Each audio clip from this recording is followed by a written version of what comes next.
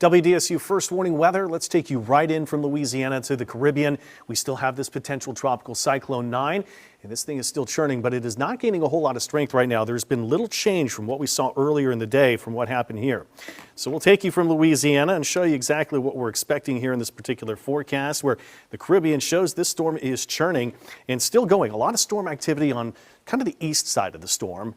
In a little bit, I will show you what's a little bit more clear is another system that's having an impact on this too. So most of the storm activity on this side of the storm, these are the Grand Cayman Islands right here, these little blips. There's Jamaica, there's Cuba, just to give a lay of the land, or at least of the ocean.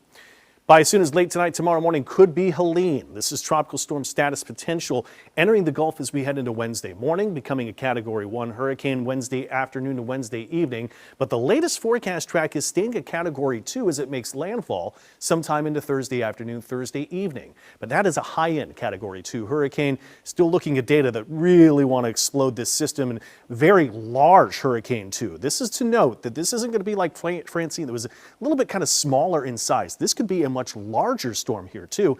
That's why still some potential impacts to the far eastern zones, St. Bernard and Lower Plaquemines. So here's a little better picture, just a close-up view to show. There's the Caymans, storm activity on either side of the storm. We're now starting to find there on the western edge of this system more storm activity. But what's going to help explode this storm and give it the strength is that very warm water. I mean, we're pushing 90-degree water temperatures. But look at the wind shear. The brighter the colors is strong wind shear in place right now. But the high pressure that travels right over us and moves out into becoming a Bermuda high is one reason it funnels the system north, but it also clears out some of that wind shear. So very warm water, a lack of stronger winds to tear the storm apart.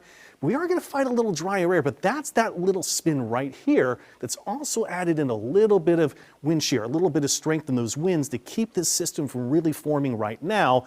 But still, we think that we will add in higher humidity as this goes and the system moves into the Gulf. The latest forecast track still very much clustered from around Apalachicola to around Perry and the Big Bend.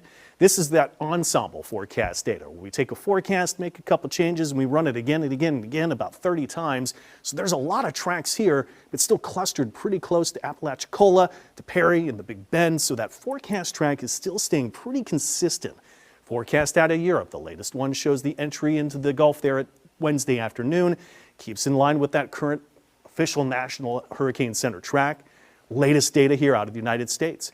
Very similar track, but look at the size of the storm here too. A lot of storm activity surrounding this, and earlier in the day I had that trending a little bit farther east, possibly to Tampa, and a lot of this shift was due to the steering factors, the high pressure, this cutoff low coming in, and both of those features sliding a little farther east. So that is the going forecast to still keep it on track of where we are going.